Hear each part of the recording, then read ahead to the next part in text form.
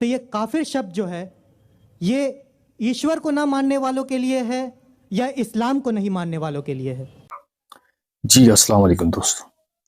दोस्तों एक हिंदू भाई सवाल करता है कि लफ्ज़ काफ़िर ईश्वर को ना मानने वालों के लिए है या इस्लाम को ना मानने वालों के लिए? तो इस पे डॉक्टर साहब बयान देते हैं, आइए आप भी सुनिए। आपने जो जिज्ञासा की जोत जगाई है हम सब के अंदर धर्म के बारे में जानने के लिए, और मैं भी पहले धर्म के बारे में ज़्यादा नहीं सोचता था, मगर आपको सुनने के बाद मुझे भी धर्म में रुचि हुई है।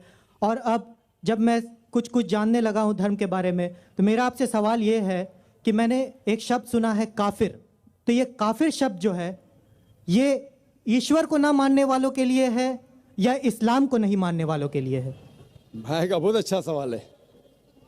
सवाल तो हमेशा पूछता है काफिर क्या, इसका सवाल जरा और अच्छा है माशाल्लाह भाई साहब का, कि काफिर का मतलब वो जो ईश्वर को नहीं मानता है, कि काफिर का वो मतलब है जो इस्लाम को नहीं मानता है। काफिर का सही मतलब है जो सही ईश्वर को नहीं मानता है।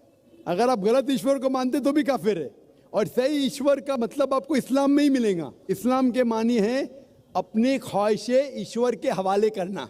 तो वो आदमी जो अपने ख्वाहिशें ईश्वर के हवाले नहीं करता है उसे कहते काफिर। अगर एक शख्स कहता है मैं ईश्वर में मानता हूं लेकिन ईश्वर की बात को नहीं मानता है तो भी काफिर होता है। आप समझ रहे ना? तो मुस्लिम का मतलब ये नहीं कि जिसका नाम सुल्तान है, जाकिर है, मोहम्मद है। मुस्लिम का मतलब वो शख्स जो अपने सारे ख्वाहिशें ईश्वर के हवाले करता है, उसको कहते मुस्लिम। और जो अपनी ख्वाहिशें ईश्वर के हवाले नहीं करता है और कहता है कि जरूरत नहीं है, उसे कहते काफिर। तो अगर आप कहेंगे क्या मैं ईश्वर को मानता हूं, बुत परस्ती नहीं करता हूं, लेकिन फिर जो ईश्वर का कहना नहीं मानते और बोलते जरूरी नहीं है, तो उसे कहते कुफ।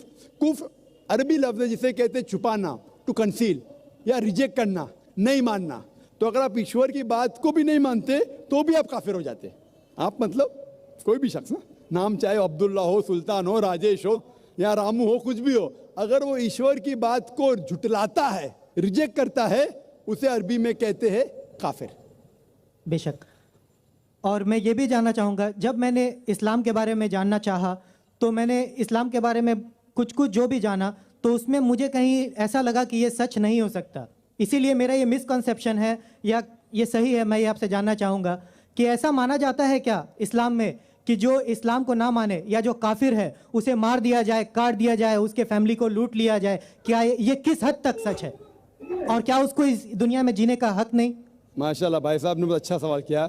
वो कहता है कि मुझे ये गलत फहमी है और लगता है कि गलत है कि इस्लाम में काफिर को मार देना चाहिए, काट देना चाहिए। आपको कोई भी मुसलमान ने मारा या काटा है ना? आप माशाल्लाह सही सलामत है, अल्हम्दुलिल्लाह। आपको किसने मारा, काटा? मैं जानना चाह रहा हूँ कि ऐसा कहीं है लिखा हुआ है या नहीं? Very good. ये क्या होता है कि जो लोग इस्लाम के खिलाफ किताबें लिखते, मिसाल के तौर पे अरुण शूरी, अरुण शूरी का नाम सुने? अरुण शूरी जो मिनिस्टर था चंद साल पहले, बहुत किताब लिखता है इस्लाम के खिलाफ, बहुत मशहूर है इस्लाम के खिलाफ। लोग क्या करते, कुरान मजीद की आयत उठाते, आउट ऑफ कॉन्टेक्स्ट, पस मंजर के खिलाफ लिखते, और एक आयत जो बहुत इस्लाम के क्रिटिक उछालते, वो सूरह तौबा की आयत, सूरा नंबर 9 आयत नंबर 5, और लिखते हैं कि कुरान में लिखा है जहां भी आप काफिर को पाएंगे, इनटू ब्रैकेट्स हिंदू, आप उनका कत्ल करो। आप अगर कुरान मजीद खोलेंगे, तर्जुमा पढ़ेंगे, तो उसमें लिखा है जहां भी आप काफिर को पाएंगे कत्ल करो, लिखा है। लेकिन ये आउट ऑफ कॉन्टेक्स्ट है, पस मंजर के खिलाफ है। पस मंजर जानने के लिए आपको आयत नंबर पहले से पढ़ना पड़ेगा। सूरह तौबा सूरा नंबर 9 आयत नंबर 1 से पढ़ेंगे। वहां लिखा हुआ है कि मुस्लिम और मुशरिक मक्का के, उनके बीच में एक पीस ट्रीटी थी, एक सुलह थी। ये पीस ट्रीटी, ये सुलह एक तरफा मुशरिकों ने तोड़ दिया मक्का के।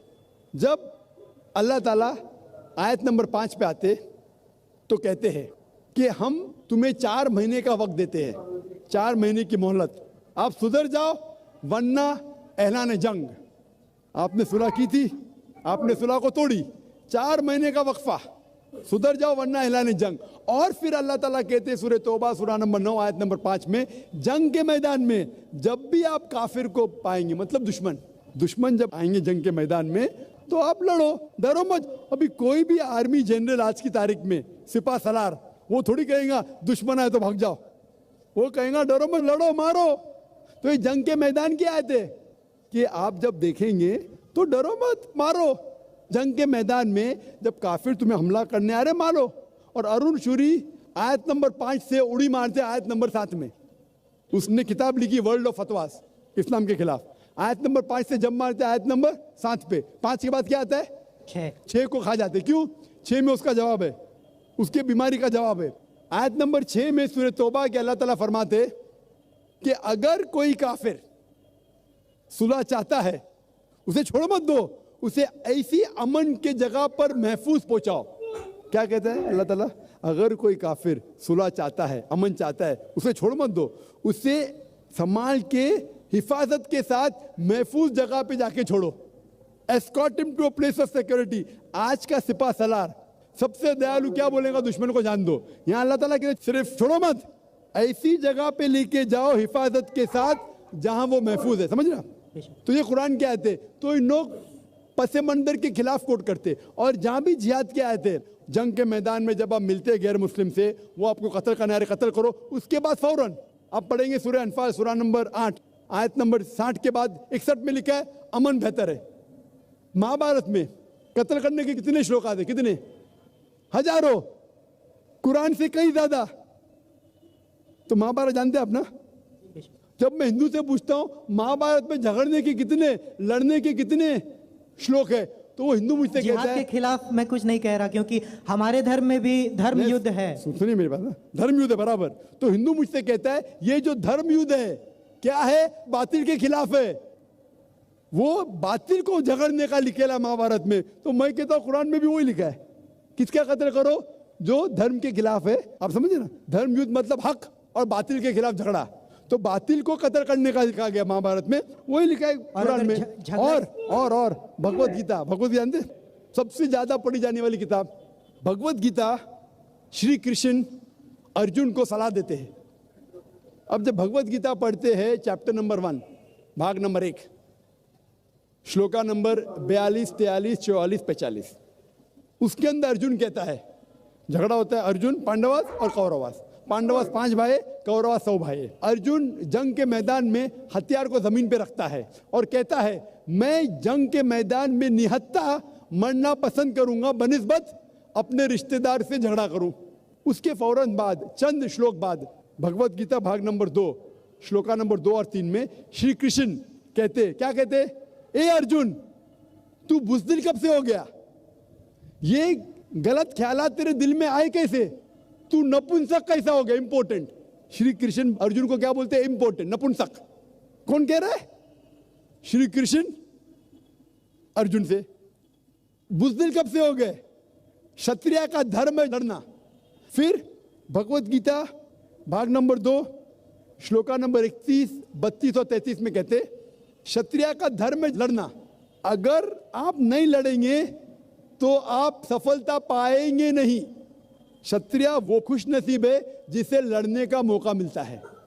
और अक्सर लोग कहते हैं, एतराज करते, इस्लाम के दुश्मन, क्रिटिक्स, हमारे अल्लाह के रसूल ने एक हदीस में कहा था कि जिहाद के मौके पे जब मुजाहिद जंग के मैदान में जाता है, उसका कत्ल होता है तो वो जाता है जन्नत में। लिखा है सही बुखारी में, किताबुल जिहाद, जिल्द नंबर 4 हदीस नंबर 46, कि जंग के मैदान में जब मुजाहिद जाता है, उसका कत्ल होता है तो वो जाता है जन्नत में। और अगर वो जिंदा वापस लौटता है तो उससे दुनिया की दौलत मिलती है। अक्सर लोग बोलते कैसा मजहब है, लड़ने पे, कत्ल करने पे जन्नत जाएगा? गलत मजहब है। लेकिन भगवत गीता पढ़ेंगे भाग नंबर 2 मंत्रा नंबर 37, 37, श्री कृष्ण कहते हैं अर्जुन से, ए अर्जुन, उठ के लड़। अगर तेरा कत्ल हो जाएगा तू स्वर्ग में जाएगा, अगर जिंदा वापस लौटेगा तो उससे दुनिया की दौलत मिलेंगी। हू बहू जो अल्लाह के रसूल मोहम्मद सल्लल्लाहु अलैहि वसल्लम कहते हैं सही बुखारी में, वही भगवत गीता में लिखा है। तो अरुण शूरी जब तनकीद करता है कुरान के बारे में, उसने खुद अपनी भगवत गीता पढ़ा ही नहीं। अरुण शूरी ने महाभारत भी शायद नहीं पढ़ा। अगर महाभारत और भगवत गीता पढ़ा होता तो कुरान में मिस्टेक निकालता ही नहीं। अब समझ रहे? तो ये में मिस्टेक नहीं निकाल रहा। मैंने कब का आप निकाल रहे भाई? मैं अरुण शूरी की बात कर रहा हूँ, मैं अरुण शूरी की बात कर रहा हूँ। तो मैं आपको जवाब दे रहा हूँ, आपने बिल्कुल सही फरमाया कि ये गलत फहमी है कि लोग कहते हैं कि इस्लाम में लिखा हुआ है कि काफिर का कत्ल करो। ये कहाँ नहीं लिखा है? ये लिखा है जंग के मैदान में। तो आपने जो सवाल किया था कि कुरान में ऐसा नहीं लिखा है काफिर को कहाँ भी मारो, तो इतने मुसलमान आपको छोड़ते थे क्या? छोड़ते थोड़ी थे। ये गलत फहमी है, आप समझे ना? तो ये गलत फहमी है कि जहाँ भी काफिर मिले कत्ल करो, ऐसा नहीं। ये जंग के मैदान में जब आपको लड़ने के लिए आ रहे, आपको मारने के आ रहे, तो आप उनको मारो। ये है। Hope that answers the question.